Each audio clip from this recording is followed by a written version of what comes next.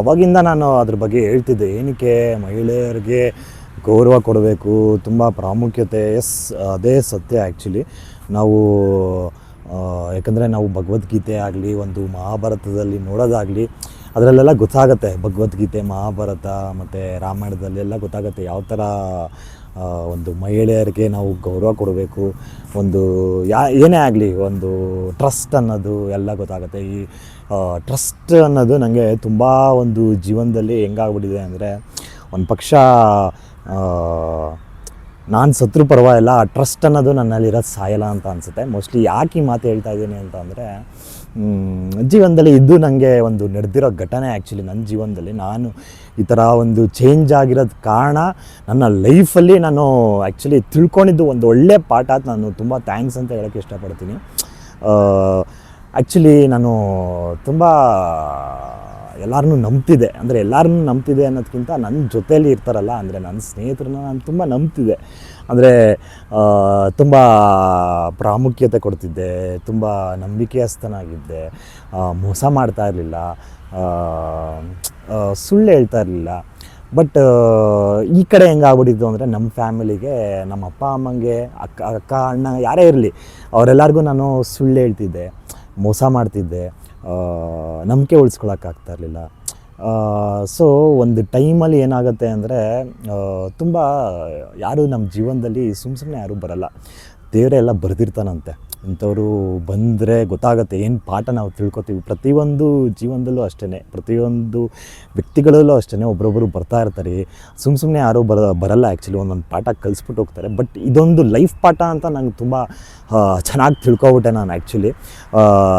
So ಹಿಂಗೆ ಒಂದು friend ಅಂತ ಅಂದಾಗ, ನಾವು ತುಂಬ ಟ್ರಸ್ಟ್ ಕೊಡ್ತೀನಿ ಅಂತ ಅಂದಾಗ, ಆ ಟ್ರಸ್ಟ್ ನನಗೆ ಏನಾಗುತ್ತೆ ಅಂದರೆ, ಮನುಷ್ಯ ಅಂತ ಅಂದಮೇಲೆ ಒಂದು ಟ್ರಸ್ಟ್ ಉಳಿಸ್ಕೋಬೇಕು.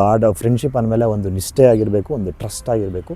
ಎಲ್ಲಿ ಅದು ಸುಳ್ಳು ಅಂತ ಗೊತ್ತಾದಾಗ, ಅಂದರೆ ಬರೀ ಫೇಕ್ ಅಂತ ನಂಗೆ ಗೊತ್ತಾದಾಗ, ಅವತ್ತು ನನಗೆ ದೇವ್ರು ಕಾಣಿಸಿದ್ದು, ಅವತ್ತು ನನಗೆ ಅಪ್ಪ ಅಮ್ಮನ ಬೆಲೆ ಗೊತ್ತಾಗಿದ್ದು, ಅವತ್ತು ನನಗೆ ಒಂದು ನಮ್ಮ ಅಕ್ಕ ಆಗಲಿ ಅಣ್ಣ ಆಗಲಿ ಅವ್ರ ಬೆಲೆ ಗೊತ್ತಾಗಿದ್ದು, ಅವತ್ತು ನನಗೆ ದೇವರ ಒಂದು ಪ್ರೀತಿ ಗೊತ್ತಾಗಿದ್ದು, ನಮ್ಮ ಅಪ್ಪ ಅಮ್ಮನ ಪ್ರೀತಿ ಗೊತ್ತಾಗಿದ್ದು ಅವತ್ತು. ಸೊ ತುಂಬ ಲೈಫು ಏನು, ಇದಾ ಲೈಫು ಅನ್ನೋದು ಅವತ್ತು ಗೊತ್ತಾಗಿದ್ದು. ಸೊ ಯಾರ್ಯಾರು ಜೊತೆಗಿದ್ದಾರಲ್ಲ ಅವ್ರ ಬಗ್ಗೆ ನಾನು ಮಾತಾಡೋಲ್ಲ, ಯಾಕಂದರೆ ಅವ್ರು ಹೆಂಗೆ ನಾನು ಹೆಂಗೆ ಅಂತ ಅವ್ರಿಗೆ ತುಂಬ ಚೆನ್ನಾಗಿ ಗೊತ್ತು. ಯಾರ್ಯಾರು ಬಿಟ್ಟೋಗಿದ್ದಾರಲ್ಲ ಅಂಥವ್ರ ಬಗ್ಗೆ ನಾನು ಹೇಳೋಕ್ಕೆ ಇಷ್ಟಪಡ್ತೀನಿ. ತುಂಬ ಥ್ಯಾಂಕ್ಸ್ ಅಂತ ಹೇಳೋಕ್ಕೆ ಇಷ್ಟಪಡ್ತೀನಿ. ಸೊ ಅವಳು ಮಹಿಳೆನೇ, one of my good friend ಅವಳು ಆ್ಯಕ್ಚುಲಿ, ಹುಡುಗಿ ಅವಳು ಆ್ಯಕ್ಚುಲಿ.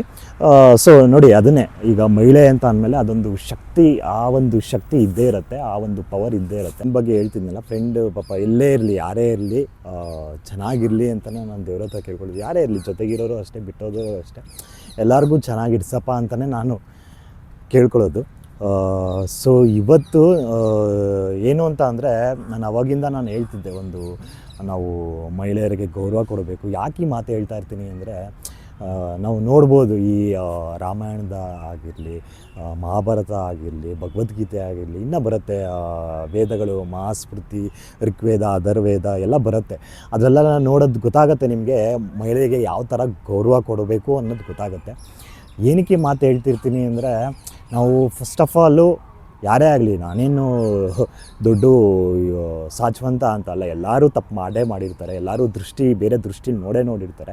ಬಟ್ ಒನ್ಸ್ ನಾನು ಯಾವಾಗ ತಿಳ್ಕೊಂಡಾಗ, ಯಾವಾಗ ನನ್ನ ಒಂದು ಧರ್ಮಕ್ಕೆ ನಾನು ನಿಂತಾಗ, ನಾನು ಇವತ್ತು ಹೇಳ್ತೀನಿ, ನಾನು ಇವತ್ತು ನಿಂತಿರೋದು ಒಂದು ಧರ್ಮಕ್ಕೋಸ್ಕರ ನಾನು ನಿಂತಿರೋದು. ನಾನು ಏನೇ ಒಂದು ಕೆಲಸ ಮಾಡಿದ್ರು ಒಂದು ಧರ್ಮಕ್ಕೋಸ್ಕರ ನಾನು ಮಾಡ್ತಿರೋದು.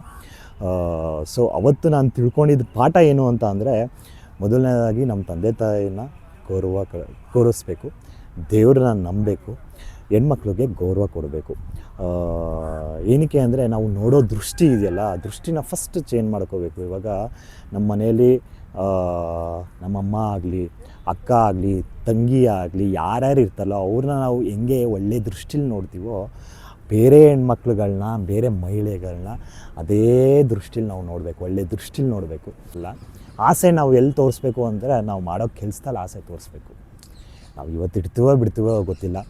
ಇವತ್ತು ನಾನು ಏನು ಮಾಡ್ತೀನಿ ಅನ್ನೋ ಕೆಲಸದಲ್ಲಿ ನಾವು ಆಸೆ ತೋರಿಸ್ಬೇಕು. ನಮ್ಮ ಅಪ್ಪ ಅಮ್ಮಂಗೋಸ್ಕರ ಏನಾದರೂ ಇಷ್ಟು ವರ್ಷ ನಮ್ಮ ಅಪ್ಪ ಅಮ್ಮ ಏನಾದರೂ ಒಂದು ಮಾಡಿದಾರಲ್ಲ, ಅವ್ರಿಗೋಸ್ಕರ ಏನಾದರೂ ಒಂದು ಮಾಡೋಣ, ಅಲ್ಲಿ ಆಸೆ ತೋರಿಸ್ಬೇಕು. ನಾನೊಂದು ಬಿಸ್ನೆಸ್ ಮಾಡಬೇಕು, ಈ ಜಾಗದಲ್ಲಿ ನಾನು ಮಾಡಬೇಕಪ್ಪ, ಅಲ್ಲಿ ಆಸೆ ತೋರಿಸ್ಬೇಕು. ಅಲ್ಲಿ ಆಗತ್ತೆ, ಅಲ್ಲಿ ಸಕ್ಸಸ್ ಅನ್ನೋದು ಹುಡ್ಕೊಬರುತ್ತೆ. ನಾವು ಹೋಗೋದಲ್ಲ ಸಕ್ಸಸ್ಸು, ಅಥವಾ ದುಡ್ಡಿಂದ ನಾವು ಓಡೋದಲ್ಲ, ಕಾರಿಂದ ಹೋಗೋದಲ್ಲ, ಅಥವಾ ಹುಡುಗಿಯಿಂದ ನಾವು ಹೋಗೋದಲ್ಲ, ಅಲ್ಲಿಂದ ನಾವು ಹೋಗೋದಲ್ಲ. ಇದರಿಂದ ಹೋದರೆ ನಾವು 100% ಅದೆಲ್ಲ ವಾಪಸ್ ಬರುತ್ತೆ. ನಮ್ಮಿಂದ ಎಲ್ಲ ಓಡ್ಬರ್ತಾರೆ, ದುಡ್ಡು ನಮ್ಮಿಂದ ಬರುತ್ತೆ, ಸಕ್ಸಸ್ ಅನ್ನೋದು ನಮ್ಮಿಂದ ಬರುತ್ತೆ. ಇದು ತಿಳ್ಕೊಬೇಕು ನಾವು. ಆ್ಯಕ್ಚುಲಿ ಇದು ನಾನು ತಿಳ್ಕೊಂಡಿದ್ದು. ನಾನು ಆವಾಗಲೇ ಹೇಳಿದೆ, ನಾನೊಂದು ಧರ್ಮದ ಪ್ರಕಾರ ನಾನು ತಿರೋದು ಅಂತ. ಸೊ ಇವತ್ತು ಹೇಳ್ತೀನಿ, ನಾನೊಂದು ಧರ್ಮದಲ್ಲಿ ನಾನು ನಿಂತಿದ್ದೀನಿ ಅಂದರೆ ಅದು ನನಗೆ ತಿಳಿಸ್ಕೊಟ್ಟಿದ್ದ ಪಾಠ ಏನು ಅಂತ ಅಂದರೆ, ಮೊದಲನೇದಾಗಿ ತಂದೆ ತಾಯಿನ ಗೌರವಿಸ್ಬೇಕು, ಹೆಣ್ಮಕ್ಳಿಗೆ ರೆಸ್ಪೆಕ್ಟ್ ಕೊಡಬೇಕು, ಅಂದರೆ ಮಹಿಳೆಯರಿಗೆ ರೆಸ್ಪೆಕ್ಟ್ ಕೊಡಬೇಕು, ದೇವ್ರ ಮೇಲೆ ನಂಬಿಕೆ ಇಡ್ಕೋಬೇಕು, ಕರ್ಮನ ನಂಬಬೇಕು.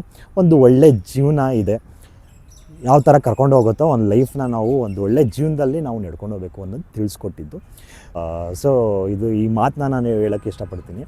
ಸೊ ಯಾರ್ಯಾರು ನನ್ನ ಚಾನಲ್ನ ನೋಡಿಲ್ವೋ, ಅಂದರೆ ನನ್ನ ಚಾನಲ್ ಇದೆ ಆ್ಯಕ್ಚುಲಿ, ರಾಮ್ ಕಾರ್ಯ ಹನುಮಾನ್ ಪಾತ್ ಅಂತ, ದಯವಿಟ್ಟು ಸಬ್ಸ್ಕ್ರೈಬ್ ಮಾಡ್ಕೊಳ್ಳಿ. ಇನ್ನೂ ಯಾರ್ಯಾರು ಸಬ್ಸ್ಕ್ರೈಬ್ ಮಾಡ್ಕೊಳ್ಳಿ, ದಯವಿಟ್ಟು ಸಬ್ಸ್ಕ್ರೈಬ್ ಮಾಡ್ಕೊಳ್ಳಿ, ಶೇರ್ ಮಾಡಿ, ಕಮೆಂಟ್ ಮಾಡಿ, ಲೈಕ್ ಮಾಡಿ. ತುಂಬ ನಾನು ತೋರಿಸ್ತೀನಿ ನಾನೊಂದು ಬಿಸ್ನೆಸ್ಸು ಏನೇನು ನಡೆಯುತ್ತೆ, ಯಾವ ಥರ ಏನೇನು ಆಗುತ್ತೆ. ಈ ಒಂದು ಹೆಂಗೆ ಅಂದರೆ, ನನ್ನ ಲೈಫ್ ಜರ್ನಿಯಲ್ಲಿ ನಂದು ಮಾತ್ರ ತೋರಿಸ್ತಾ ಇಲ್ಲ, ಒಂದು ಬಿಸ್ನೆಸ್ ಜರ್ನಿಯಲ್ಲಿ ಪ್ರತಿಯೊಂದು ನಂದು ಏನೇನು ನಾನು ನಡ್ಕೊಂಡು ಹೋಗ್ತೀನೋ, ಎಲ್ಲೆಲ್ಲಿ ನಾನು ಏನೇನು ತೋರಿಸ್ಬೇಕೋ ಪ್ರತಿಯೊಂದು ಬಿಸ್ನೆಸ್ ಎಲ್ಲನೂ ತೋರಿಸ್ತೀನಿ. ನಾನೇನು ಮಾಡ್ತೀನಿ ಅನ್ನೋದು ನಾನು ತೋರಿಸ್ತೀನಿ. ಅದು ದೇವ್ರಿಚ್ಛೆ. ಒಂದು ಟೈಮು, ಈಗ ಟೈಮು ನಾವು ಹುಡ್ಕೊಬರ್ಬಾರ್ದು, ಅವ್ನು ಕೊಡ್ತಾನೆ ಟೈಮು, ಅದಕ್ಕೆ ನಾನು ವೆಯ್ಟ್ ಮಾಡ್ತಾಯಿದ್ದೀನಿ ಅಷ್ಟೇ. ದೇವರಿಂದ ಆಶೀರ್ವಾದ ಬರಬೇಕು, ನಮ್ಮ ತಂದೆ ತಾಯಿಯಿಂದ ನಂಗೆ ಆಶೀರ್ವಾದ ಬರಬೇಕು. ಅಷ್ಟು ಬಂದರೆ ನನಗೆ ಸಾಕು ಅಂತ ಅನಿಸುತ್ತೆ.